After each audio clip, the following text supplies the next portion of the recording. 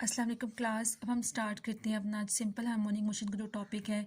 अगर हम बुक से थोड़ी बहुत इसकी रीडिंग करें, मैंने जैसे आपको जो सिंपल हार्मोनिक मोशन की डेफिनेशन समझाई है वो सारी की सारी मतलब जो यहाँ पे बातें हुई हैं वो सारी की सारी इसमें कवर हो जाती है। मतलब ऐसी कोई बात नहीं जो आपको इजीली अंडरस्टैंड ना हो। नेक्स्ट इसमें जो हमने स्टार्ट में दिया हुआ है, यहाँ पे उन्होंने जस्ट ये बताया हुआ है कि हम सिंपल हार्मोनिक मोशन को डिफरेंट वे से डिस्कस कर सकते हैं। फर्स्ट ऑफ ऑल तो उन्होंने कहा है कि हम अगर स्प्रिंग अटैच करते हैं, नेक्स्ट एक ball placed in a bowl and the motion of bob attached to a string are the example of simple harmonic motion की। ये हमारे पास सिंपल हार्मोनिक मोशन की क्या एग्जांपल्स हैं। अब नेक्स्ट डिस्कस करते हैं motion of a mass attach to a string, कि हम एक स्ट्रिंग लेते हैं और उसके साथ कोई मैस अटैच करते हैं तो हम उसकी मोशन को डिस्कस करते हैं। One of the simple type of oscillation motion is that as the horizontal mass spring system. इसे हम या तो ये भी कह सकते हैं motion of mass attach to a string, या हम ये भी कह सकते हैं हॉरिजॉन्टल मैस स्प्रिंग सिस्टम। अब यहाँ पे जितनी भी सारी बातें हुई हैं वो मैं आपको एक लेक्चर की फॉर्म में दे देती हूँ। देन हमने रीडिंग करके आपको कुछ समझ नहीं आता तो आपने मुझसे पूछ लेना। ओके, सबसे पहले हमने ऐसे किया, एक ये मेरे पास क्या है, एक हॉरिजॉन्टल सरफेस है। ये मेरे पास एक हॉरिजॉन्टल सरफेस है। ये मैंने एक स्प्रिंग ले ली, उसको मैंने एक मैस को अटैच कर दी। ये मेरे पास एक मैस है, ठीक है, इसके साथ मैंने एक मैस को अटैच कर दिया। अब देखो, पहले जो अभी जो मैंने मैस अटैच किया इसमें कोई मूवमेंट नहीं हुई, कुछ भी हमने अप्लाई नहीं किया। जस्ट सिंपल जो हमारे पास मैस है, जो हमारे पास किस पोजीशन पे है, मीन पोजीशन पे है। क्योंकि हमने पढ़ा था कि अगर हम किसी बॉडी पे फोर्स अप्लाई करते हैं और वो डिस्टेंस कवर करता है around the mean position, then it is called a simple harmonic motion. तो अब हम इसमें सिंपल हार्मोनिक मोशन को सिंपली क्या करेंगे, डिस्कस करेंगे। फर्स्ट हमने जो जो हमने डायग्राम बनाई है ए वाली, इसमें हम कहते हैं कि बॉडी की जो पोजीशन है वो मीन पोजीशन है, यानी ओ पोजीशन पे। अब हम इस पे जब फोर्स अप्लाई करेंगे, मतलब फोर्स अप्लाई करें मतलब मैस को उठा के हम ड्रैग करें आगे की तरफ, मतलब फोर्स की पोजीशन हमारे पास ये है। हमने क्या किया, फोर्स अप्लाई किया। अब जब हमने इसमें फोर्स अप्लाई किया तो बॉडी पहले अगर मीन पोजीशन ओ पे था तो अब बॉडी किस पोजीशन पे आ गया, ए पे। अगर बॉडी यहाँ ओ पे था तो बॉडी ने डिस्प्लेसमेंट कवर किया, मतलब एक्स कवर किया, डिस्टेंस कवर किया, और किस पोजीशन पे आया, ए पे आया। अब हमेशा याद रखना, जब हम बॉडी को आगे की तरफ मूव करेंगे तो उसके अंदर क्या स्टोर होगी, फोर्स स्टोर होगी। मतलब कुछ फोर्स उसके अंदर, जैसे आपको पता है स्प्रिंग को अगर हम उसको हम खींचते हैं तो क्या होता है, उसके अंदर एक फोर्स स्टोर हो जाती है। दोबारा जब हम उसे लीव करते हैं तो वो दोबारा से अपनी ओरिजिनल पोजीशन पे वापस आता है, या कुछ उसमें चेंजिंग ज़रूर आती है। तो सेम इसमें भी ऐसे है कि अगर हमने यहाँ पे फोर्स अप्लाई किया है, फोर्स की डायरेक्शन अगर हमने इस साइड पे अप्लाई किया तो जो फोर्स स्टोर होगी वो उसकी ऑपोजिट डायरेक्शन में स्टोर होगी। अब हमने यहाँ पे लिखा force stores and that is called the restoring force. जो फोर्स स्टोर होगी हम उसे कौन सी फोर्स कहेंगे, रीस्टोरिंग फोर्स कहेंगे। अब जब हमने अपनी बॉडी को ए पोजीशन पे लेके गए और यहाँ पे जब हमने इसको छोड़ा मैस को, तो वो अगेन से कहाँ जाएगा, अपनी मीन पोजीशन पे जाएगा, और मीन पोजीशन पे जाने के बाद वो अगेन अपनी पोजीशन चेंज करेगा, मतलब उसके अंदर थोड़ा सा और प्रोड्यूस हो, मतलब थोड़ा सा उस और स्ट्रेच होगा तो वो किस पोजीशन पे आ जाएगा, बी पोजीशन में। इट्स मीन अगर बॉडी पहले किस पोजीशन पे था, ओ में, ओ से हमने उसको इस पहले बॉडी इस पोजीशन पे था, नेक्स्ट ओ पे हमने फोर्स अप्लाई की, तो फोर्स अप्लाई की तो बॉडी किस पोजीशन पे चला गया, ए पोजीशन पे चला गया। अब जब यहाँ से हमने बॉडी को लीव किया तो अगेन वो कहाँ जाएगा, ओ पे आएगा, और ओ से अगेन वो किस पोजीशन पे गया, बी पोजीशन पे गया। तो हमारे पास इसमें कहते हैं अकॉर्डिंग टू हुक्स लॉ, आपने 9th क्लास से पढ़ा था कि हुक्स लॉ क्या होता है, कि जितना किसी बॉडी में स्ट्रेस प्रोड्यूस होता है उतना ही बॉडी में स्ट्रेन भी प्रोड्यूस होता है। तो सेम यहाँ पे कहते हैं कि अगर किसी बॉडी में जितनी भी फोर्स अप्लाई कर रहे हैं उस पर उतना ही डिस्टेंस भी प्रोड्यूस होगा। और के मेरे पास क्या है, कांस्टेंट है। जब भी आपको पता है कि आप प्रोपोर्शनलिटी का साइन रिमूव करते हैं तो कोई भी कांस्टेंट इंट्रोड्यूस कराते हैं, और के मेरे पास क्या है, स्प्रिंग कांस्टेंट। आप स्प्रिंग कांस्टेंट मतलब, अब देखो ये स्प्रिंग की क्वालिटी पे भी डिपेंड करता है कि क्या स्प्रिंग थिक है या थिन है। जो पेन का जो स्प्रिंग है, जो हमारे आज मोस्टली जो हम यूज़ करते हैं, पेन यूज़ करते हैं, उसमें जो स्प्रिंग होता है वो उसमें इतनी लचक नहीं होती, वो मतलब उसको हम एक्सटेंड करेंगे तो बहुत आराम से वो अपनी उस पोजीशन पे जाएगा। लेकिन कुछ हार्ड स्प्रिंग होते हैं जिसमें फोर्स लगाएंगे तो वो अगेन दोबारा से अपनी पहली वाली पोजीशन पे आएगा।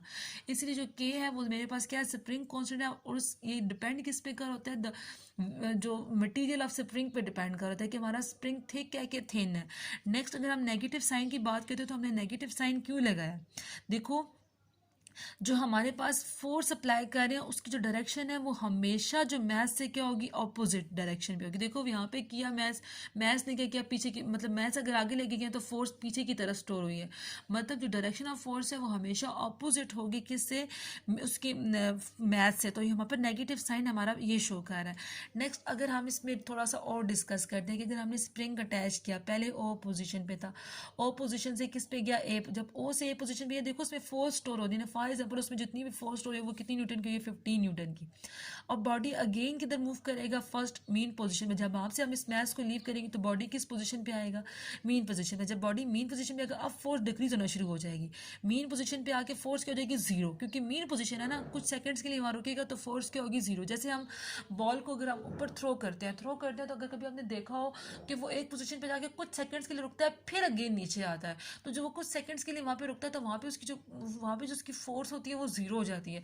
तो सेम यहाँ पे भी ऐसे कि अगर 15 न्यूटन हमने फोर्स लगाई है, वो अगर हमने यहाँ पे इसकी फोर्स 15 न्यूटन मतलब फोर्स लेके गए तो जो फोर्स स्टोर हुई है वो रीस्टोरिंग फोर्स है वो 15 न्यूटन की हुई है। जब अगेन मीन पोजीशन पे आएगा तो डिक्रीज। अब मीन पोजीशन से भी अगर वो बॉडी और पीछे की तरफ मूव करता है तो वहाँ पे फिर फोर्स इंक्रीज होना शुरू हो जाती है, फिर अगेन वहाँ से अगर हम उसको करते हैं मीन पोजीशन की तरफ लाते हैं डिक्रीज होती है। इसका मतलब है कि जब भी कोई बॉडी मीन पोजीशन की तरफ आता है तो वहाँ पे उसकी फोर्स क्या होती है, डिक्रीज होती है। जैसे फॉर एग्जाम्पल अगर हम बॉल को ऊपर फेंक रहे हैं, बॉल इस पोजीशन पे जा रहा है, ठीक है, यहाँ पे जाके इस बॉल की जो पोजीशन है, जो मेरे पास जो फोर्स है वो क्या हो जाएगी, जीरो हो जाएगी, फिर अगेन वो नीचे की तरफ आएगा।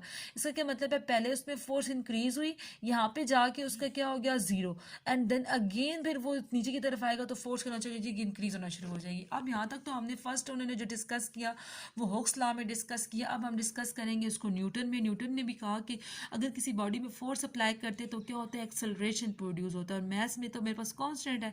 नेक्स्ट के की वैल्यू मैंने यहाँ से क्या निकाली थी, F minus F by x, और एफ की वैल्यू मैंने यहाँ पे पुट कर दूंगी।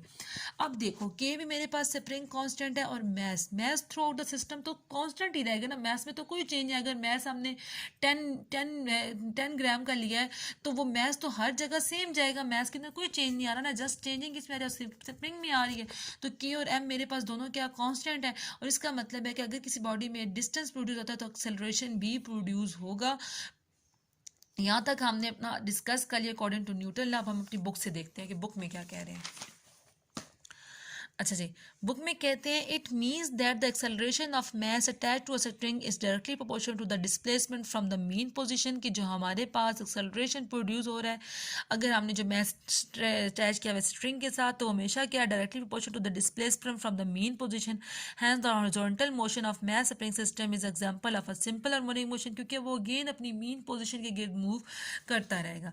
नेक्स्ट यहाँ पे उन्होंने कहा कि the negative sign means the force exerted by the spring is always directly opposite to the displacement of the mass. Same मैं ये बात आपको बता चुकी हूँ, जो डायरेक्शन ऑफ फोर्स है वो हमेशा मैस के ऑपोजिट ही होगी, because the spring is always act towards the mean position. क्योंकि अब इस पूरे में ना बार बार वही रिपीट हो रही है कि फोर्स जो है वो मीन पोजीशन के गिर्द ही, जो मैस है वो अपनी मीन पोजीशन के गिर्द मूव ही कर रहा है। अब उन्होंने रीस्टोरिंग फोर्स के बारे में क्या कहा है, अ रीस्टोरिंग फोर्स ऑलवेज पुश और pulls the object performing oscillation motion towards the mean position. कि जो हमारे पास रीस्टोरिंग फोर्स होती है किसी बॉडी में, जो रीस्टोरिंग फोर्स होती है वो बॉडी को क्या करती है, ट्रू एंड मतलब पुश और पुल भी करेंगे ना तो वो अगेन उसे मीन पोजीशन के गिर्द ही मूव कराएगी, उसके अलावा वो मूव नहीं करा सकती। नेक्स्ट उन्होंने टाइम पीरियड के बारे में डिस्कस। अब यहाँ पे जो सारी थ्योरी लिखी है वो अगेन वही है जो मैंने आपको बताई है कि पहले बॉडी किस पोजीशन पे था, पहले बॉडी ओ पोजीशन पे था, ओ पोजीशन से हमने फोर्स अप्लाई की तो वो ए पोजीशन पे गया। अब ए पोजीशन पे जब मैच गया तो वहाँ से अगर हमने उसको लीव किया तो वो अगेन ओ पे आएगा तो फोर्स क्या हो जाएगी, जीरो हो जाएगी। अब देखो जब फोर्स यहाँ पे आएगी तो यहाँ पे आने के बाद उसे रोकेगा नहीं, वो उसे अगेन मूव कराएगा, और तब हमारे पास क्या प्रोड्यूस होगी, इनर्शिया। आपने 9 पढ़ा था, इनर्शिया क्या होती है, किसी बॉडी को मूव करने में क्या करती है, हेल्प करती है। तो अगेन वो ए पोजीशन पे आएगा, मतलब वो इसके गिर्द मूव करता रहेगा, मीन पोजीशन के गिर्द मूव करता रहेगा, इसकी वैल्यू डिक्रीज और इंक्रीज होती जाएगी। अब ये सारी जो थ्योरी यहाँ पे लिखी है सब में यही डिस्कस किया जा रहा है। नेक्स्ट अब हम इसमें टाइम पीरियड की बात अगर हम करते हैं तो time period simple harmonic motion जो 2 पाया, ये तो मेरे पास कांस्टेंट है, और मैथ्स भी आपको पता है कि मैथ्स तो थ्रू आउट द सिस्टम क्या रहेगा, कांस्टेंट रहेगा। और जो के है वो मेरे पास क्या होता है, स्प्रिंग कांस्टेंट होता है, और इसकी वैल्यू भी हमारे pass through out the system क्या रहती है, कांस्टेंट ही रहती है। ये सारी बात हम मतलब यहाँ पे अगर आप एक दफ़ा इस थ्योरी को रीड करेंगे तो आपको इजीली समझ आ जाएगी। जो मैंने सारी बातें आपको यहाँ पे बताई हैं वो सारी की सारी बातें आपको समझ आ जाएंगी। और टाइम पीरियड आपके पास पता है कि 2 पाई है, 2 पाई तो कांस्टेंट है, m आपको पता है मैस भी कांस्टेंट होता है, और k जो है वो स्प्रिंग कांस्टेंट है।